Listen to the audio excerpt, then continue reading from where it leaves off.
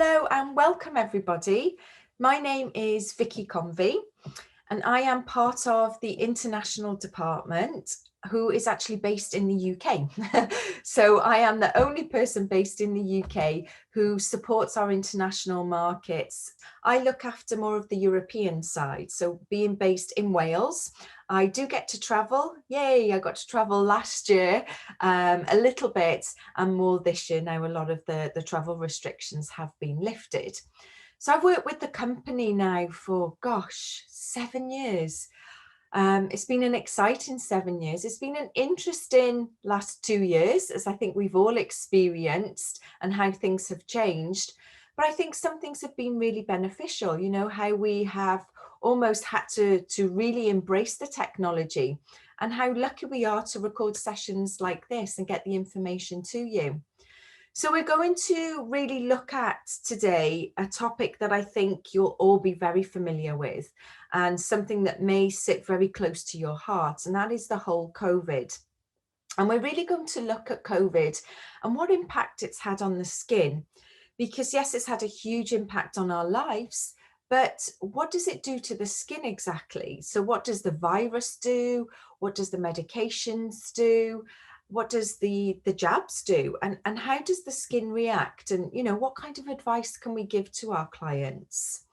So I think firstly, if we look at COVID in general, our world has definitely changed. It's a word that we're all well too familiar with globally.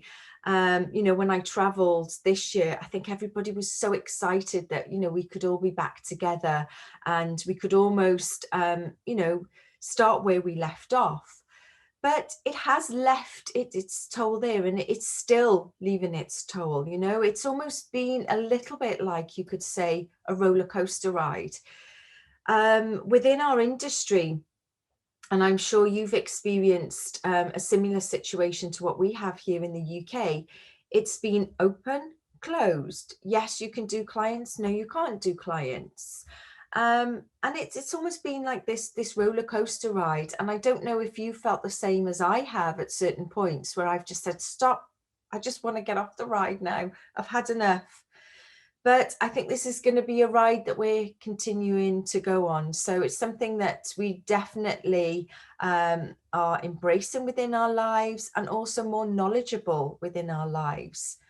So COVID, if we have a look at it, it is really a virus, and viruses are not new. But of course, we have been, I guess, more educated about this particular virus. You know, if I said to my little boy, you know, SARS, he wouldn't have a clue. If I said to him COVID, he would know exactly what COVID is and the impact that it has had on him, you know, and what he needs to do to protect himself. So coronaviruses are really part of a large family of viruses, which mainly have affected our respiratory system. So we know that people who have had breathing difficulties, COPD, have been more vulnerable, you could say, to this particular virus. These viruses can cause illnesses, you know, they're from the same family as the common cold and flu. And, you know, like I said, things like MERS and SARS, they're all from the same kind of family as coronavirus. However, coronavirus is something that has had such a huge effect on people's lives. And of course, has caused absolute devastation within people's lives as well. So if we have a look generally at viruses, whether it's coronavirus, whether it's flu, whether it's MERS, whatever type of virus, the goal is for it to replicate itself in the body. It almost wants to survive and, you know, and complete a battle and go on to the next stage. But when it does go through this survival and replication type of technique, that means that the virus alters and it changes slightly. And that's where a lot of the scientists have looked at the, you know, the type of the DNA and the RNA within the particular virus and how it has changed. And we have seen this on the news, you know, I think we've been made very much aware there's a new strain, there's a new virus that has, impacted. And of course, we think that it's coming from a particular country when it just means that, it's been studied and identified that this strain, is quite large in that country.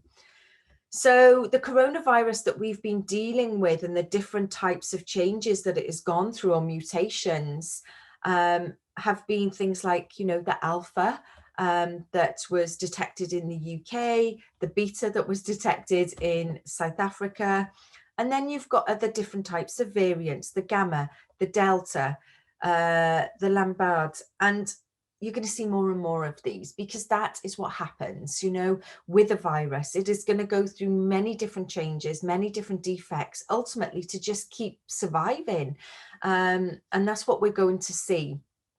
But what has this particular virus done to our client's skin? That's what we really need to understand. And I think when we look at that, we need to understand, what has our clients been through? So it goes right back to your consultation. So a nice thorough consultation, revisiting that consultation card again, asking the questions. Firstly, have they had COVID? And what types of medication have they taken? So there is various types of medication that have been prescribed, maybe by doctors, maybe in hospital, maybe they unfortunately have been admitted to hospital. Maybe they are on post-COVID medication as well. So we need to be familiar with this and, what type of effects it has on the skin, and what do we need to take care about within our treatments? Is it something that is going to be contraindicated? So we're going to take a look at that. So here is just a few of the different types of medication. And these types of medication have been prescribed both post-COVID and have been also used in hospitals, when people have, been hospitalized with this virus. So one we're probably very familiar with is our steroids. So steroids do work on suppressing the immune system. And with steroids, there's various types of milligrams that might be prescribed. There's various types of steroids that are out there.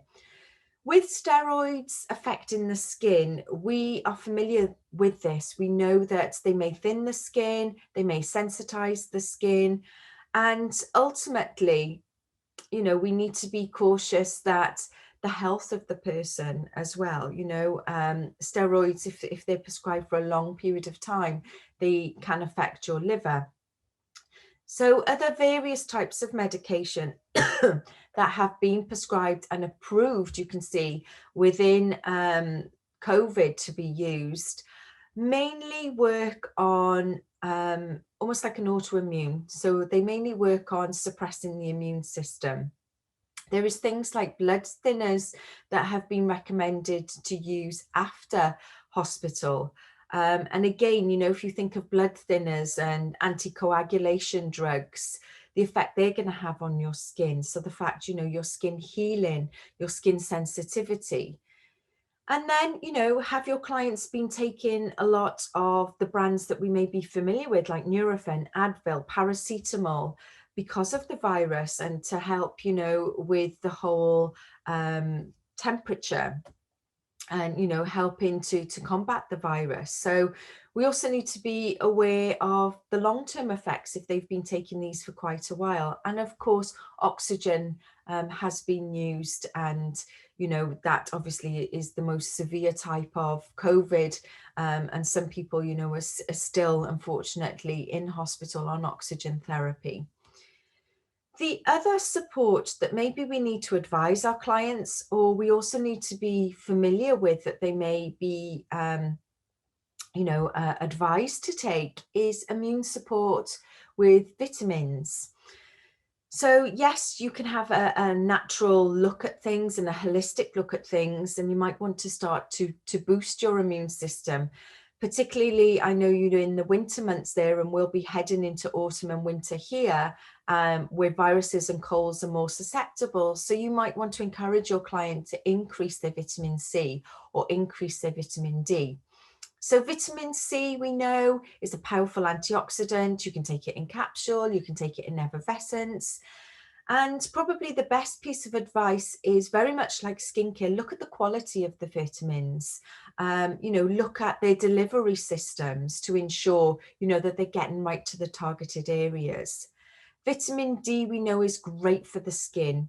It really helps to support the immune system. It's an immune modulator, and it helps to repair, and it even works, on eczema, psoriasis, really helping with the immune system there. Vitamin A, we're familiar with in skin, that really helps, with your cell renewal. Then you've got things like zinc, which is again a great immune type of booster, you could say. And this is really going to help, in particular with COVID, with inhibiting the enzymes that are required within your lungs. So when you obviously inhibit those type of enzymes, and the virus, that could be affecting the lungs is going to be suppressed slightly. CPD. So these are really interesting. They've made a breakthrough, I think, within COVID, and a lot more people, now they're legal, are starting to look at CBD treatments, how that can have an anti-inflammatory effect, how that can have a real calming effect on somebody's anxiety and psyche. So whether it's drops, whether it's tablet form, there's various types of CBD treatments out there. Probiotics, a big one for us. We have looked at our pro and our prebiotics, and maybe, your clients need to increase their gut health. They've been taking a lot of severe medication because of COVID. So this is really going to help promote those good antibodies within the gut. And then you've got things like quercetin, which helps with inflammation, reducing redness. You've got lots of herbals out there. So whether it's echinacea, garlic, maybe looking at your diet as well, and how that can really help to increase the anti-inflammatories. So things like your turmeric, cumin, there's lots of different, herbal that you can take both in food, and also add those, in tinctures that you can just obviously apply onto the tongue. So there is a lot of support that is out there. But when it comes to the skin, I think our clients come in with almost like this baggage of offload. So it's really looking at the client as a whole, looking at the big picture. So looking at, how has this really affected the mind, the body, because we're all connected. And if they have had the virus, or even if they have had possibly the jab, the COVID jab, the skin would have maybe gone into an inflammatory response. Maybe they haven't had the virus and they haven't had the jab either, but they've had a reaction maybe to wearing gloves or to wearing the mask. The skin might have gone through what is called an inflammatory process.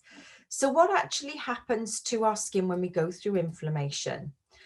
Well, any form of inflammation, when this occurs, your immune system responds to a stimulus or a trigger. So that could even be rosacea, eczema, psoriasis. All of these are inflammatory types of diseases and disorders. And it means that your immune system is heightened. So there are several different cells that come into play when your immune system is triggered. So once your immune system is triggered, so let's just say, something has gone into the skin, your immune system is already heightened, you have various different pro-inflammatory cells that come into play. So they could be things like your mast cells that are going to release histamine. They could be things like your white blood cells that are trying to fight an infection or fight something that has entered into the skin. You've got things like your macrophage cells that eat and digest and engulf. So various different cells have various effects. So ultimately, they're basically trying to stop the inflammation, stop whatever's entered the skin, stop that inflammatory process. So they can widen blood vessels. They allow blood vessels to get, cells to get to the area where they have seen that inflammation. And ultimately, when there has been an immune response, we are typically going to see redness, we're going to feel heat, we may see some swelling, we may see some irritation, we may see a client with a very impaired barrier. So that's what we're going to visually see. Now, we know with COVID, there has been some, kind of real inflammatory reported responses. And it's been a bit of a strange one because not everybody has these. And this is where they're really looking into, because it's so new, there's a lot of research being done to, well, why does somebody have COVID toe and somebody doesn't have COVID toe? So the most common, you could say, is skin rashes. So any type of hives, any type of irritation, and that could be post-COVID jab. More of the severer types are the COVID toe and the hair loss, and we'll look at that in a moment. But it could be that just the barrier has been impacted, as a result of maybe taking medication, taking a lot of, your anti-inflammatories, paracetamols, has left your skin looking dull, inflamed, sensitized, rough texture. So these are the common things that we're seeing within our clients' skin when they're coming back into us after possibly having COVID. Now, if we go back to the medication that they may have been on, so if they have, had COVID, and depending on the severity of COVID, depends on what medication they've been prescribed, there's some key things that we need to avoid. So waxing is a definite, because remember, if they're on the thinners, if they're on any of those immunosuppressants, the barrier is not good, the healing is not good. So waxing, hair removal, microdermabrasion, chemical peels, laser, any type of resurfacing, any type of invasive Botox fillers, they really need to be, I guess, leaving it for about 3 months for the skin to heal and repair, depending on the severity of the virus and the medication, could even be 6 months. If you're in doubt, I would always ask for a doctor's recommendation. So if they have been on severe types of medication and they're wanting to come in for a treatment, maybe it's microneedling or microdermabrasion, then you could always ask for a doctor's approval and certificate to say they're fine.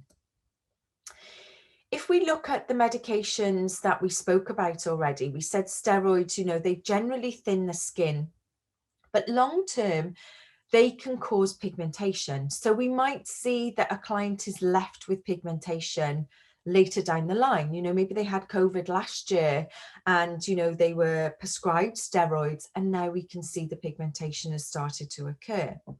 Maybe they're starting to still see that their skin has changed. It's become a lot more sensitized, much more reactive, rashes, itchy, hives. So you can see the common denominator there is the sensitivity. So be aware that your client's skin pre-COVID, and if they've had COVID, may be very different now. So you really need to go back to, like I said, that consultation, have a look at the skin. If in doubt, just do your patch test, just check. Okay, so maybe before they could tolerate a phase 2, let's just, give them a little sample, and let's just see, first of all, how reactive the skin is, because the healing, the reactivity of the skin is what will have changed dramatically. And of course, we've all had to wear the masks. Personally, the masks has irritated my skin. I am quite sensitized. So as soon as I put the mask on, I will most definitely get hives and get a rash there. But we are also seeing that people who may not have been experiencing breakouts may start to have had breakouts. So we call this our acne mechanica.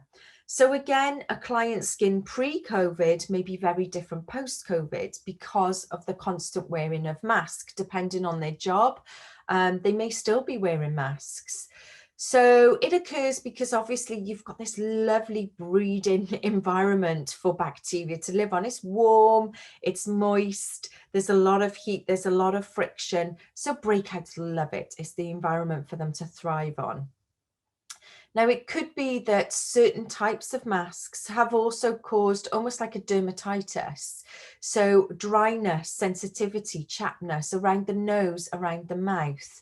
And, it may be that you need to look at prescribing set treatments to help with their dry areas. We spoke about pigmentation. So as a result of friction from the mask, particularly if they've been wearing the mask over a long time, that could also lead to pigmentation in the areas. So you might be, seeing a lot more pigmentation around here or around the whole sort of lip and chin area. Post-inflammatory is the type of pigmentation that you may possibly see. And of course, we saw this image, quite a sad image of a medical worker, long periods of time with the severe sort of masks that are on there causing bruising. So you might even, if they're working it within hospitals, they might even have that constant friction and bruising to their skin. And then we're washing our hands a lot more, we're sanitizing our hands a lot more, which is great for killing the virus, but not good for our hands, because this repeating sort of washing, I know for myself, I've experienced it, could often be that we're starting to see a lot more dermatitis.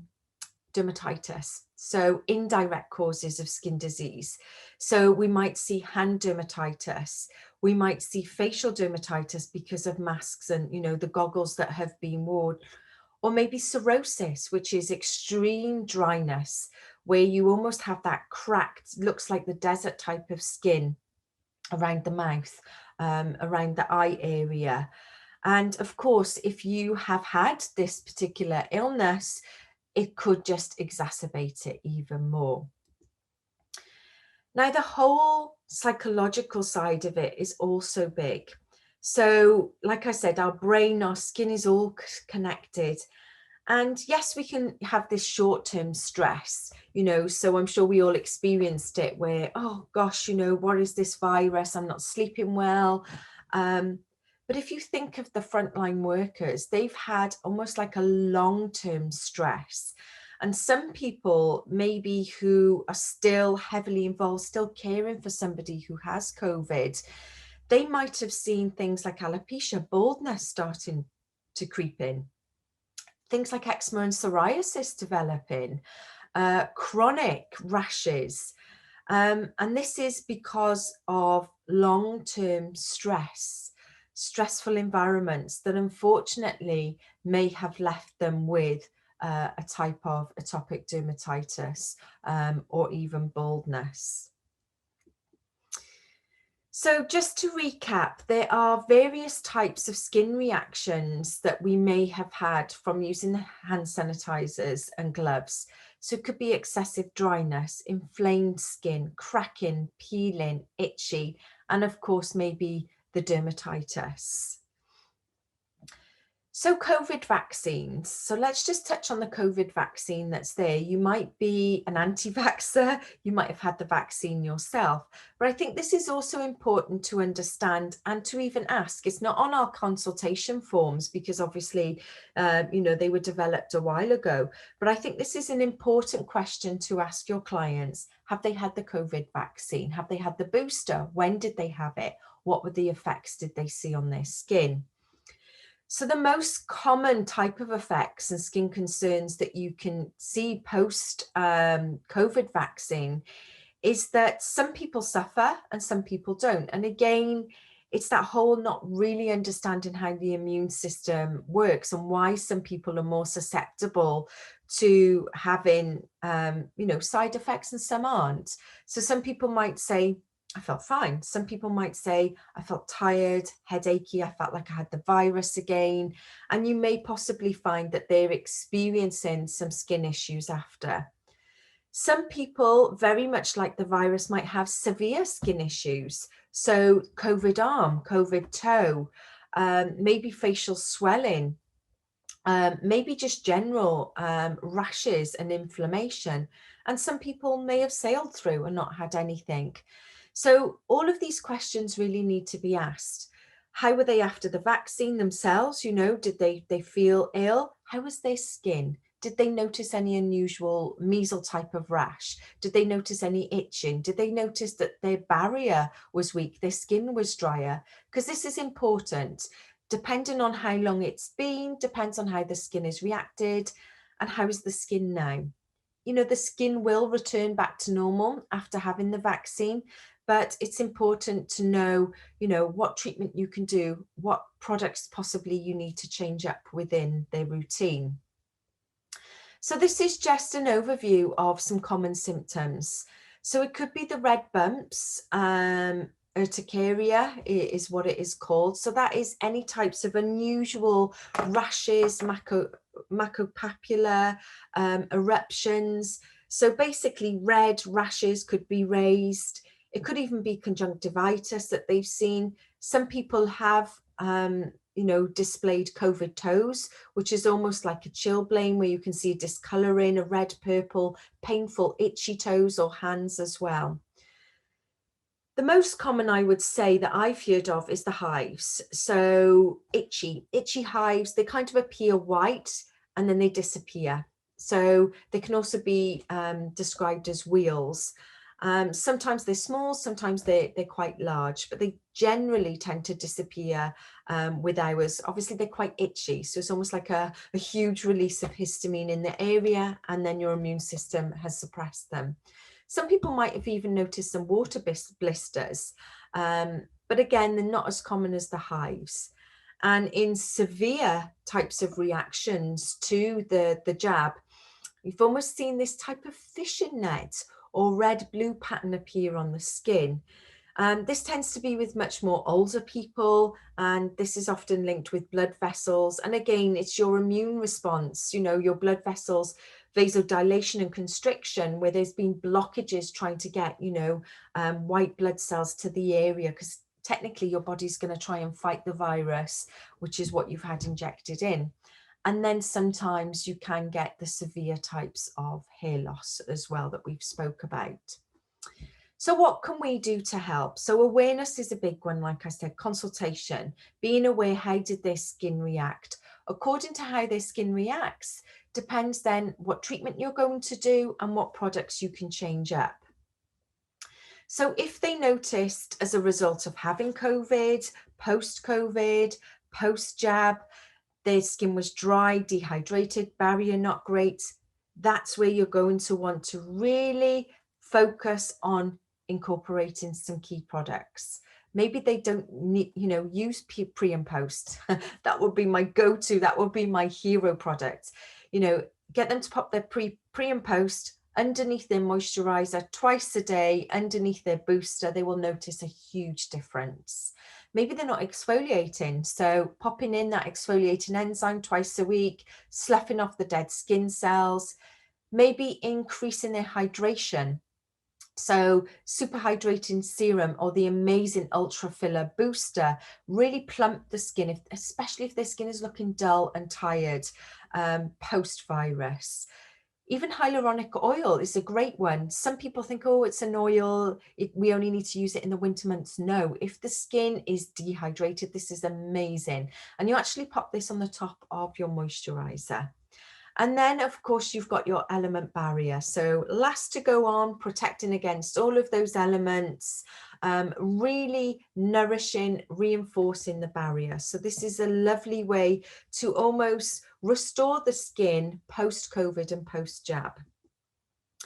Then if they've suffered with that whole sensitivity that they never had before, so similar products, you want to really increase the antioxidant, really help to desensitize the skin. So looking at things like pre and post to repair the barrier, alpha lipoic activator or radiant serum, which we've changed the name to now, this really helps. That's your superior antioxidant. It's really going to come in and fix the damage that has been done. We spoke about the oil, you know, really helping to hydrate. It desensitizes the skin. The same with our element barrier. And of course, element barrier protects against our high energy visible light. So it's protecting my skin now whilst I'm, you know, recording and doing this presentation, looking at my blue light within my screen. and our amazing SPF 50, which has got our ingredient there to stop the formation of ROS before it's even there. So this is a lovely lineup to really help with our photosensitivity and sensitized skin. Then what if they've been left with pigmentation? So pre and post exfoliating enzyme is a must, but maybe we're looking at more targeted treatments. So our fade treatment, our pen that can be applied on pigmented areas if they've seen it because of the friction of the goggle, the goggles they're wearing, the mask they've had to wear. An amazing at-home peel to resurface, to retexturize our thermoflash to really help with that pigmentation. Our fader serum, so this has got the highest amount of ingredients to treat pigmentation, working on the whole melanogenesis, suppressing that whole reaction of the tyrosinase and tyrosine enzyme. And of course, a high amount of vitamin C in our multi-rejuvenating serum. And of course, helping with the repair of the barrier. So what guidelines as a therapist would I also advise? I think just, look at the skin differently. Think about the client as a whole. Consultation is vital. Be patient. Don't rush into doing the heavy end peels. Don't rush your client into a phase 2. I would almost rather turn them away from having a peel, sending them home with pre and post, element barrier, all of the products we've just looked at, and then saying, come back in 2 weeks. Patch test. So have a look. Can they tolerate the acid today? Taking it on a real slow and gradual. Really fix the barrier first, and then you can start to do the intensive treatment. Looking at alternatives to add into your treatment. So Neutralizer Plus, amazing, anti-inflammatory, as well as neutralizing your peel. You've got various different types of superficial peels. So maybe you would think, yes, I should be doing a smart resurfacer, or yes, I should be doing an SRC for environmentally damaged. But look at the hyperpigmented, because that is got great acids, but the concentration and the strength is a lot less. We don't want to frost the skin.